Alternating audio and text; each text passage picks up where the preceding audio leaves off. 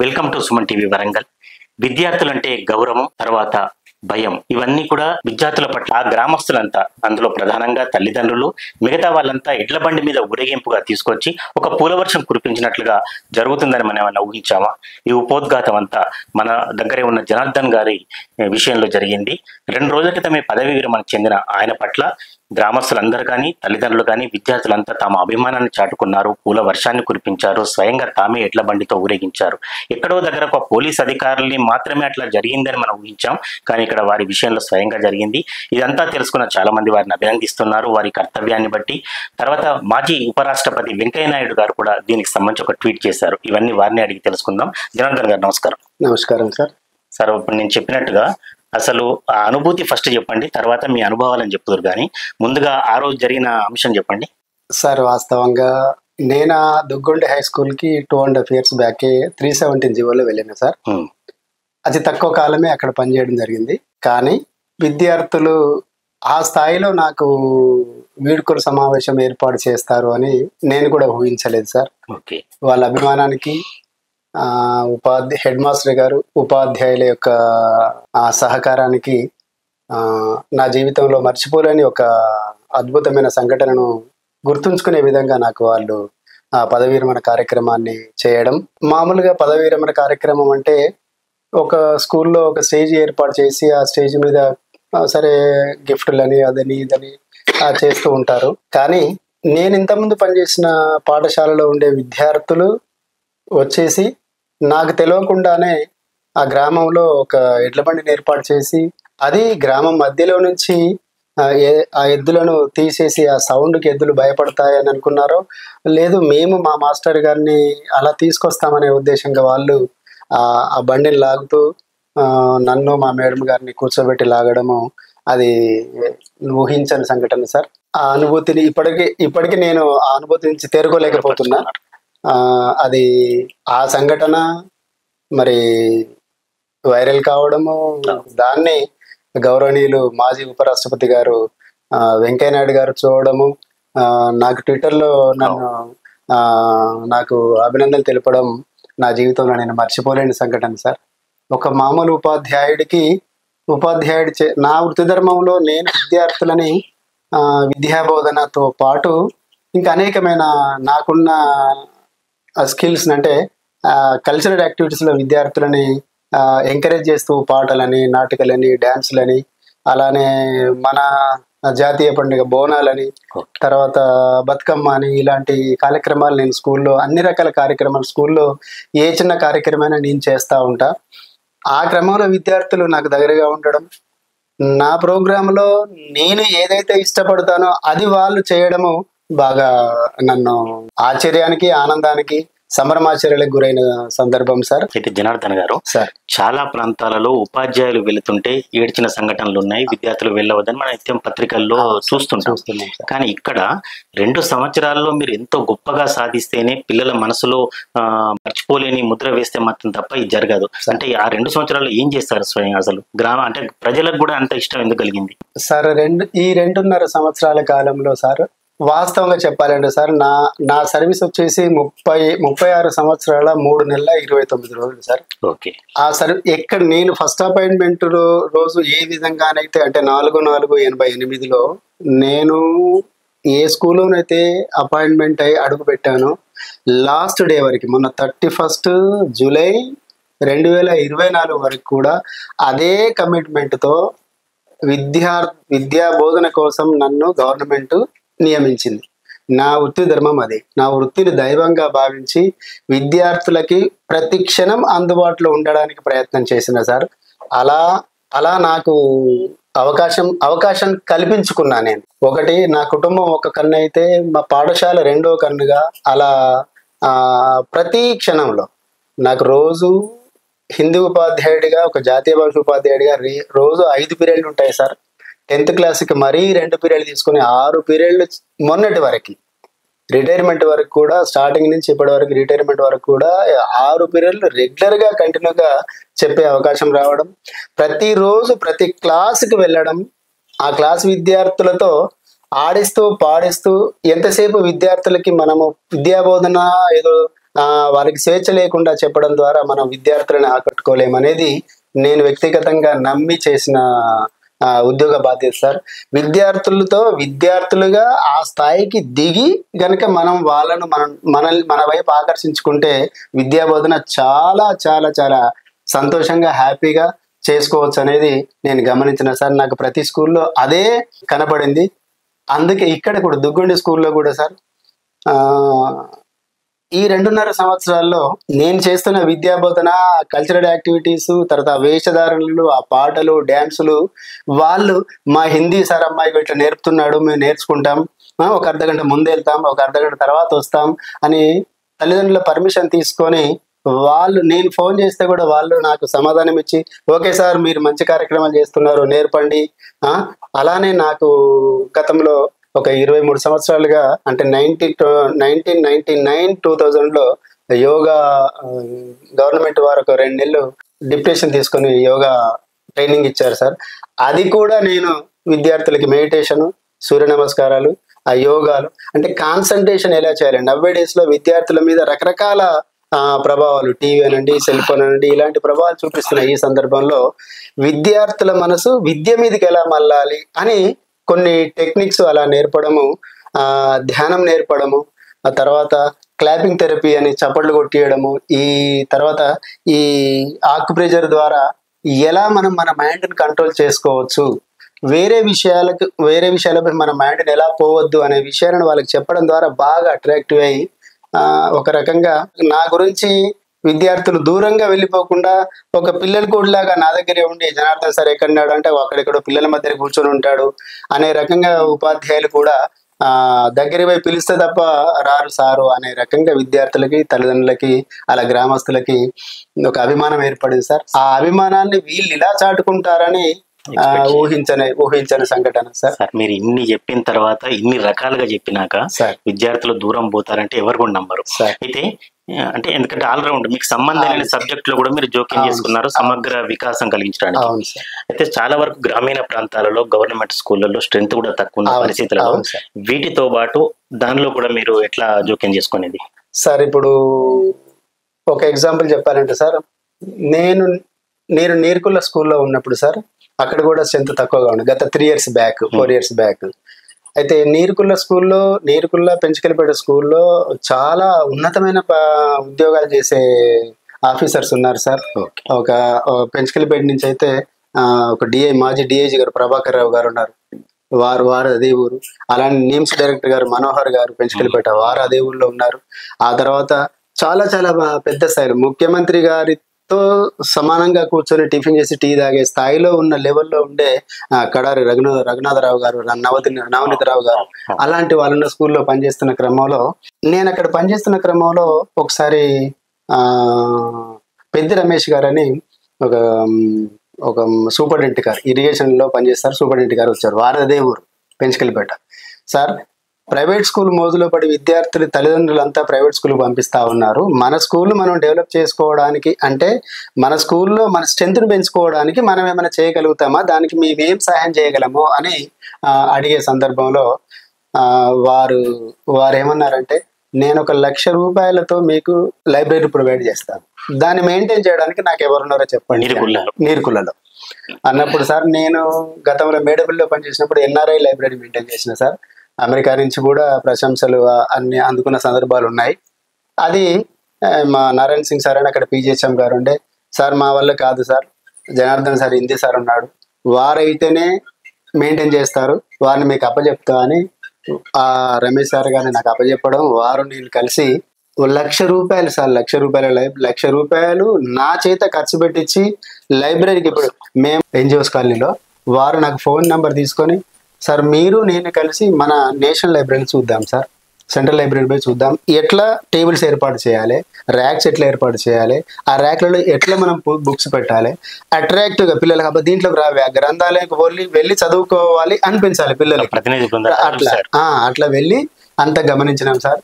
అదే రకంగా ర్యాక్స్, తర్వాత టేబుల్, చైర్స్, ఏ రూమ్ అయితే ఇద్దాం అనుకున్నామో ఆ రూమ్కి మొత్తం కలర్స్ అవన్నీ వేయించి సారు సుమారుగా 1,10,000 రూపాయలు ఖర్చు పెట్టుకుని ఏర్పాటు చేశారు సార్. వాళ్ళ అమ్మగారి పేరు మీద శ్రీ శారద గ్రంథాలయము అని ఏర్పాటు చేశారు సార్. దాన్ని 3 సంవత్సరాలు మెయింటైన్ చేసిన సార్. అద్భుతంగా డిజైన్ చేశా. అది ఓపెన్ చేసిన రోజు కూడా సార్ వాళ్ళు ఒక 50 మందిని వాళ్ళ ఫ్యామిలీ అందరిని పిలిపించుకున్నారు. ఆ సందర్భంగా ₹1,00,000 ఖర్చు పెట్టి వారు డొనేట్ చేశారు స్కూల్కి అని. వారి మీద ఒక కవిత రాసిన సార్. నాకు చిన్నప్పుడు ఆయా సందర్భంలో మీటింగ్ అవుతా ఉంటే అప్పటిదప్పుడు కవిత రాసుకుంటా సార్. అది కూడా ఉంది. బాగా అప్రిషియేట్ చేశారు. అది ఒక కాపీ నా దగ్గర కూడా పెట్టుకున్నాను. అలా 2వ సంవత్సరం ఏం జరిగింది అంటే సార్, ఇప్పుడు నేమ్స్ డైరెక్టర్ గారు మనోహర్ సార్ వాళ్ళ బ్రదర్ ఉన్నాడు, ఆర్ఎండ్బిలో చాలా పెద్ద పోస్ట్లో ఉన్నారు. వారు వచ్చి నేను మీకు ఎలా సహాయం చేయగలను, మన స్ట్రెంత్ పెరగాలి, ఇక్కడ సౌకర్యాలు అన్నీ ఉన్నాయి, గవర్నమెంట్ ఇస్తుంది, బుక్స్ ఇస్తుంది, నోట్స్ ఇస్తుంది, డ్రెస్సులు ఇస్తుంది, మధ్యాహ్నం భోజనం పెడుతున్నారు, ఇంకా స్ట్రెంత్ పెరుగుతారంటే మనం ఏం చేద్దాము అని అంటే, సార్ వాటర్ సోర్సెస్ లేదు సార్, కాబట్టి వాటర్ కావాలి సార్ మాకంటే. సుమారుగా స్కూల్ వాటర్ సోర్సెస్ లేదు.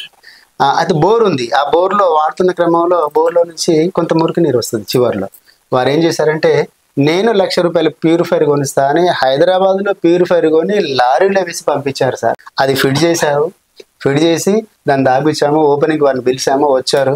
పిల్లలందరూ హ్యాపీ సార్. ఇప్పుడు నడుస్తూ ఉంది. రోజుకు సుమారుగా 400 మంది విద్యార్థులు తాగొచ్చు. అంత పెద్ద వాటర్ ప్లాంట్ ఇప్పించడంలో పాత్ర, అది విశిష్టమైన పాత్ర ఉంది సార్. 3rd ఇయర్ ఏమైంది అంటే, కడారి నవనీతరావు వాళ్ళ బ్రదరు రఘునాథరావు గారు ఉంటారు సార్. స్కూల్ పక్కనే ఉంటుంది. అయితే రోజుకి స్ట్రెంత్ పడిపోతుంటే వాళ్ళు దాన్ని చూసి తట్టుకోలేకపోయి, మనం చదువుకున్న స్కూల్ ఇంత దిగజారిపోతుంది ఏంటి అనే ఆలోచనతో ఏం చేశారంటే, వారు వచ్చి సార్ అందరిని పిలిపేయండి సార్ మాట్లాడతా. వచ్చాము. జనార్దన్ గారు చెప్పండి, గత సంవత్సరం అది చేసా, అది ఏమన్నారు ఇచ్చాము, ఈ సంవత్సరం ఇది ఏమన్నారు ఇచ్చాము, ఇంకా మన పిల్లలు ప్రైవేట్ స్కూలుకు విద్యార్థులు ఎక్కొద్దు, ఏం చేద్దాం అంటే, సార్ నాకు టక్కున ఒక ఆలోచన వచ్చింది. సార్ మీరు ఏమనుకోకుండా ఒక మాట చెప్తా సార్, పర్మిషన్ తీసుకుని సార్. పిల్లలు షూ, టై, సాక్స్, బెల్ట్కు బాగా ఇష్టపడతారు. అలాంటి మనం ఏమైనా ప్రొవైడ్ చేయగలిగితే ఆ డ్రెస్ చూసైనా అట్రాక్టివ్ అవుతారు సార్ అని. యూనిఫామ్ కాకుండా మనం టై, బెల్ట్, బ్యాడ్జ్, తర్వాత ఒక పీఈటీ డ్రెస్, షూ, సాక్స్ అంటే ఇమ్మీడియట్ గా ఎంత ఖర్చు అయిందో నాకు ఇండియన్ వేసియండి, మనది సాయంత్రం రండి నేను కొనిస్తా అని అంటే, సుమారుగా ఒక 160 మంది పిల్లలకి సార్ 2 రకాల షూలు, వైట్ ఒకటి, బ్లాక్ ఒకటి, 2 రకాల సాక్సులు, బెల్ట్, బ్యాడ్జ్, టై, ఒక పీఈటీ డ్రెస్. వాళ్ళ అమ్మాయి కడారి కవిత అని US లో ఉంటుంది సార్. ఆమెను పిలిపించాడు సందర్భంగా ఓపెనింగ్కి చేయడం. ఆమెను పిలిపిస్తే ఒకరోజు రంజాన్ పండుగ రోజు సెలవు ఉన్నా కూడా మేమందరం పిల్లలకు అనౌన్స్ చేసి స్టాఫ్ అందరం అనుకొని ఆ రోజు నవనీతరావు గారు, రఘునాథరావు గారు, రఘునాథరావు వాళ్ళ అమ్మాయి కవిత, వాళ్ళ కూతురు ప్లస్ వాళ్ళ హస్బెండ్, వీళ్ళందరూ వచ్చి విలేజ్ అందరిని ముఖ్యులందరూ పిలిచి ఇచ్చేసినాం సార్. కార్పొరేట్ అట్లా చేసి నాకు ఒక సందేహం సార్, ఇది సేవా కార్యక్రమాలు పక్కన పెడితే హిందీకి సంబంధించి చాలా వరకు అంటే పిల్లలు ఎట్లా భావిస్తారు, తల్లిదండ్రుల పిల్లలు అంటే హిందీ అనేది పాస్ మార్కులు తక్కువ, పాస్ మార్కుల కోసమే భావిస్తున్న టైంలో హిందీ గురించి చెప్పండి మీరు. సార్ నేను వాస్తవం చెప్పాలంటే సార్, దాని ఇంట్రెస్ట్ చూపెట్టరు ఎక్కువ సార్. ఒక రాజభాష ఉపాధ్యాయుడిగా, ఒక హిందీ ఉపాధ్యాయుడిగా నేను అసలు ఫస్ట్ సార్ నాకు హిందీ మీద ఎందుకు అభిమానం కలిగింది అనే విషయం చెప్తా సార్. మా అమ్మమ్మ గారిది షోలాపూర్ సార్, మహారాష్ట్ర. ఆ చిన్నప్పుడు వస్తున్న క్రమంలో మరాఠీకి హిందీకి దాదాపు దగ్గర రిలేషన్ ఉంటుంది సార్. భాష రాయడం కానీ చదవడం కానీ రిలేషన్ ఉంటుంది. అలా నాకు హిందీ మీద ఆటోమేటిక్గా చిన్నప్పుడే కొంత అభిమానం ఏర్పడింది సార్ దాని మీద. ఆ తర్వాత నేను ఇంకా 6th 5th క్లాస్ నుంచే హిందీలో, అందరూ మ్యాథ్స్లోనో సైన్స్లోనో క్లాస్ ఫస్ట్ ఉంటారు కానీ నేను హిందీలో ఫస్ట్ మార్కులు తెచ్చుకునేవాడిని. మా టీచర్స్, నాకు చదువు చెప్పిన గురువులందరూ కూడా, అరే జనార్దన్ ఇగో ఇది పద్యం నువ్వే చదవాలి, ఇగో ఈ ఆల్ఫాబెట్స్ నువ్వే చెప్పాలి, ఇగో ఈ మాత్రలు నువ్వే చెప్పాలి అని నాతోటున్న పిల్లలకంతా నాతో చెప్పించేవారు సార్. అలా నాకు ఆ హిందీ మీద విపరీతమైన అభిమానం పెరగడం. ఆ తర్వాత నేను డిగ్రీ స్థాయిలో సెంట్రల్ యూనివర్సిటీ, ఆగ్రాలో ఉండే సెంట్రల్ యూనివర్సిటీలో హిందీ BEd చేయాలనేది బలీయమైన కోరిక సార్. అక్కడికి వెళ్ళి సెంట్రల్ యూనివర్సిటీలో BEd చేశా.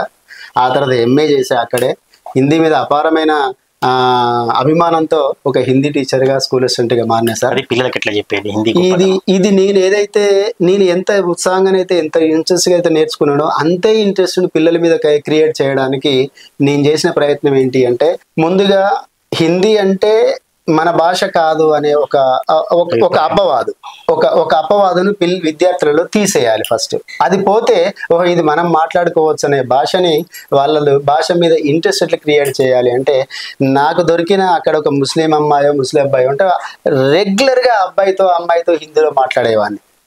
అయితే హిందీకి ఉన్న సౌలభ్యం ఏంటి అంటే, మీరు నేను కనుక ఒక 10 మాటలు మాట్లాడుకుంటే అందులో 8 మాటలు 6 మాటలు విద్యార్థులకు మన వినే వాళ్ళకి అర్థమైపోతాయి. అంత సులభమైన భాష, అంత సులభమైన భాష అని చెప్తూ ఏం చేసినట్టు విద్యార్థుల మీద అప్పటిదప్పుడు ఒక చిన్నగా పాట రాసుకోవడం, వాళ్ళ క్లాసులో ఉండే పాటలతో పాటు లెసన్లతో పాటు ఆ లెసన్ మీద ఒక పాట రాయడం, ఆ లెసన్లో ఉండే పద్యాలకు అనుగుణంగా మనం ఒక పాట రాసుకోవడం, ఈ పిల్లల్ని నిలమాట చేయడం, ఆ పిల్లలకు పేర్లతో ఒక పాట రాసుకోవడం. ఇంత సులువుగా ఉంటుందా సార్, ఇంత ఈజీగా ఉంటుందా సార్ హిందీ అని వాళ్ళ మైండ్లో ఉండే ఇది రాదు అనే నెగటివ్ సెన్స్ని తీసేయడానికి 100% ప్రయత్నం చేసి ఆడుతూ పాడుతూ వాళ్ళకి తెలుగుతో సహా నేను హిందీ చెప్పే క్రమంలో 3 భాషలని ఉపయోగించి చెప్పేవాడిని సార్. 6th వాళ్ళు ఆల్ఫాబెట్స్ నేర్చుకున్న 15 రోజులకే పాట పాడే స్థాయికి వచ్చేవాళ్ళు సార్. అట్లా 14th సెప్టెంబర్ జాతీయ హిందీ దినోత్సవం రోజు క్విజ్లో ఇప్పుడు ఏదైతే మన మ్యాథ్స్లో సైన్స్లో క్విజ్ ఏర్పాటు చేస్తారో అట్లా ఒక 50 ప్రశ్నలు తయారు చేసి పిల్లలందరినీ గ్రూపులుగా కూర్చోబెట్టి క్విజ్ కండక్ట్ చేయడం, పాటలు రాసి వాళ్ళకి నేర్పడం, ఆ ట్యూన్ నేర్పడం, ఆ తర్వాత కవితలు రాస్తే కవితలు చదివించడం, ఆ తర్వాత వాళ్ళకి స్పీచ్లు ఇవ్వడం, స్టేజ్ మీదకి పిలవడం, ఎట్లా మనం స్టేజ్ మీద హిందీని ఎట్లా మనం ప్రొనౌన్సియేషన్ ఎట్లా ఉండాలి అని ఇలా ఈ కవితలు, పాటలు, నాటికలు, స్క్రిప్ట్స్ కూడా వేసేసి పిల్లలకి రాసి వాళ్ళని యాక్ట్ చేయించడం. ఇవన్నీ చేయడం ద్వారా ఏమైంది అంటే, హిందీ సార్ వస్తాడు, మనం కొత్త పాట నేర్చుకోవచ్చు అని ఆ హిందీ మీద ఇంట్రెస్ట్ క్రియేట్ అయింది సార్. అదే నా సక్సెస్ కారణం కూడా అదే సార్. మొత్తం మీద హిందీ భాషను మర్చిపోలేదు సార్. ఈ రకంగా ఒక్క మాట సార్, ఈ రకంగా మానవ సేవయే మాధవ సేవ అన్నట్టుగా ఈ రకంగా నేను జాతీయ భాషకి సేవ చేసి విద్యార్థులకు జాతీయ భాష మీద అభిమానం కలిగించడం దేశ సేవ చేయడానికి నాకు మా అమ్మ నాన్న భగవంతుడు నాకు అవకాశం కలిగించిన విషయాన్ని నిరంతరం గుర్తు చేసుకుంటా సార్. అలా భాష ద్వారా దేశానికి సేవ చేసే అవకాశం నాకు వచ్చింది సార్. చాలా నా ఉద్యోగ జీవితంలో చాలా హ్యాపీగా ఉన్నా సార్. ఎందుకంటే ఆ లాంగ్వేజ్ చెప్పి నేను దేశానికి ఎంతోమంది విద్యార్థులకు బయట రాష్ట్రాలకు వెళ్తే మాకేం ఇబ్బంది లేదు, మేము ఎక్కడికి వెళ్ళినా హ్యాపీగా పోయి రాగలుగుతాం అనే ఆలోచన విద్యార్థులలో డెవలప్ అయింది సార్. ఈ రోజున అంతర్జాతీయ స్థాయిలో కూడా ఎక్కడికి వెళ్ళినా కూడా హిందీ ఇప్పుడు దాదాపు 3rd ప్లేస్ 4th ప్లేస్ లో ఉంది సార్. వరల్డ్ వైడ్ గా విపరీతమైన డెవలప్మెంట్ ఉంది సార్ హిందీకి. సుమారుగా 100 దేశాలలో 150 కంట్రీస్ లో ఈ రోజున హిందీ నేర్చుకుంటా ఉన్నారు. దానికి కారణం మన భారతదేశానికి భారత సంస్కృతికి, హిందీ భాషకి. హిందీ వేరు కాదు. భారతదేశం యొక్క శ్వాస, ఆశ, గొప్పతనం అన్నీ కూడా హిందీ భాషతో ముడిపడి ఉన్నాయి. అలా మన సంస్కృతిలో గొప్పతనం సంస్కృతిలో ఇమిడి ఉంది హిందీ భాష. అలాంటి హిందీ జాతీయ భాష ఉపాధ్యాయుడిగా చాలా గర్వంగా ఫీల్ అవుతున్నా సార్. చాలా సంతోషంగా కూడా ఉంది. మేడం, మీరు చెప్పండి, ఆ రోజు ఏమనిపించింది అంటే చాలా మంది సన్మానాలు చేయటం, శాలువాలు కప్పడం, దండలు వేయటం, కానీ అందరూ పూల వర్షం కురిపిస్తూ బండి మీద వాళ్ళే స్వయంగా లాక్కొని పోవడం అనేది మీకు ఏమైనా వీళ్ళే ఏర్పాటు చేసుకున్నట్టు అనిపించిందా? నిజంగా అభిమానం అనిపించింది? అసలు అక్కడ సీన్ అంతా ఎట్లా అనిపించింది మీకు? నమస్తే. నాకు ఫస్ట్ నుండి విద్య అంటే ఇష్టం. విద్య బోధించడం అంటే ఇంకా చాలా ఇష్టం. అలా నాకు విద్య బోధించే గురువు దొరకడం ఫస్ట్ అదృష్టం. అలాగే మొన్న సంఘటన మేము ఊహించాలి అంత జరుగుతుంది, పిల్లలకు అంత అభిమానం సార్ మీద ఉన్నది అనే భావన ఎప్పుడూ అంత ఊహించాలి ఉంది.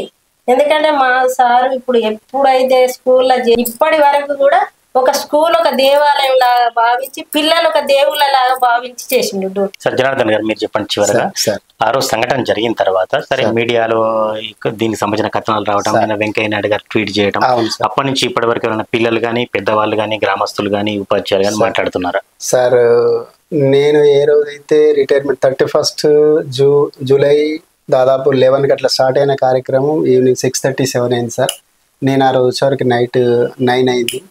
తెల్లవారి 1st, 2nd, 3rd ఈ రోజు వరకు దాదాపుగా మీడియా వాళ్ళు, రిపోర్టర్స్, మీలాంటి సంస్థలు కలిగిన మీలాంటి గొప్ప వాళ్ళు నాతో పనిచేసిన ఉపాధ్యాయులు గతంలో నాతో పనిచేసిన ఉపాధ్యాయులు పిల్లలు వీళ్ళందరూ కూడా ఫోన్ చేసి మమ్మల్ని ఎందుకు ఇన్వాల్వ్ చేయలేదు ఆ ప్రోగ్రామ్ లో, మీ రిటైర్మెంట్ ఫంక్షన్ ఎందుకు మమ్మల్ని పిలవలేదు? వాస్తవంగా సార్ నేను స్కూల్ వరకే చేసుకుంటాను, చిన్నగా చేసుకుంటాను, పెద్దగా ఎందుకులే అనే ఆలోచనతో నేను స్కూల్ వరకే లిమిటెడ్ గా, కొంతమంది నియర్ అండ్ డియర్ నా ఫ్యామిలీ మెంబర్స్ ఒక 15-20 మంది, సో తర్వాత నాకు దగ్గర ఉన్న వాళ్ళు, మా స్కూల్ విద్యార్థులు, మా స్టాఫ్ అని అనుకున్నాను సార్. అది ఎంతైతే తక్కువ అనుకున్నానో అది నా చేతులు దాటి అంతకంటే ఎక్కువ అయిపోయి, అలా వాళ్ళు ఫోన్లు చేస్తున్న క్రమంలో నేను ఎందుకు మర్చిపోయి ఉంటా వీళ్ళను అనే రకంగా వాళ్ళు పిల్లలు ఫోన్ చేస్తూ, మాజీ పిల్లలు ఫోన్ చేస్తూ, నాతో పనిచేసిన కొలీగ్స్ అందరూ ఫోన్ చేస్తూ, మీడియా వాళ్ళు ఫోన్ చేస్తూ, పేపర్ వాళ్ళు ఫోన్ చేస్తూ, రిపోర్టర్లు ఫోన్ చేస్తూ ఉంటే ఇప్పటి వరకు కూడా అదే సందర్భం జరుగుతా ఉంది సార్. నేను కలుగుతున్నా సార్. అంటే నేను ఊహించని సంఘటన, ఒక మామూలు గ్రామీణ ప్రాంతాల్లో ఒక ఉపాధ్యాయ వృత్తి చేసుకుంటూ నా కర్తవ్యాన్ని నిర్వహిస్తున్న ఈ సందర్భంలో అది మీడియా కవర్ కావడం, అది వారి అంత ఉపరాష్ట్రపతి స్థాయిలో ఉన్న వెంకయ్య నాయుడు గారు చూడడం, నన్ను ట్విట్టర్లో అప్రిషియేషన్ అభినందన తెలపడం, ఇది కళ అంటే నాకు గుర్తుకొచ్చినప్పుడు ఇది కళయా నిజమా అనే ఒక సందర్భం కూడా వస్తూ ఉంది. నేనేంటి ఒక మామూలు టీచర్ని, వారి దృష్టిలో పడడం ఏంటి అనేది అనిపిస్తూ ఉంది సార్. అలానే నిన్నటికి నిన్న డెక్కన్ క్రానికల్ ఎడిటర్ గారు శరత్ కుమార్ గారు ఫోన్ చేశారు. దాంట్లో సెంటర్ పేజీలో వచ్చింది విత్ ఫోటోతో సహా. ఇంకొక ఇంగ్లీష్ పేపర్లో కూడా నా ప్రోగ్రామ్ కవర్ కావడము ఊహించలేదు సార్. అలానే మరి తెలుగు పేపర్లలో ఆ రోజు తెల్లవారి 1వ తారీఖు రోజు అన్ని పేపర్లలో సెంటర్ పేజీలో రావడం, ఇంకా మరి ఇది ఘంటారావంలో దాని గురించి రావడం, 9 మాసాలు మోసి నన్ను మా అమ్మ ఈ ప్రపంచానికి నన్ను పరిచయం చేసింది సార్. ఈ సభాముఖంగా నాకు తొలి గురువై, తల్లై, ఆలించి, లాలించి, పాలించి నాకు జన్మనిచ్చిన మా అమ్మకి, అందనంత ఆకాశం అంత ఎత్తులో ఉన్న మా నాన్నగారికి, ఈ ఇంటర్వ్యూతో సహా మా అమ్మ నాన్నకి శతకోటి సహస్ర వందనాలు తెలియజేస్తున్నా సార్. అలానే నాకు చదువు చెప్పిన, విద్యాబుద్ధులు నేర్పిన గురువులందరికీ పాదావందనలు తెలియజేస్తూ, ఒకవేళ నాకు అమ్మ కనుక జన్మ ఇచ్చి ఉండకపోతే నాకు ఇంతటి పేరు ప్రతిష్టలు, సరే ఇంతటి అవకాశం రాకపోనేమో అని భావిస్తూ, మాతృదేవోభవ, పితృదేవోభవ, ఆచార్య దేవోభవ, గురుదేవోభవ.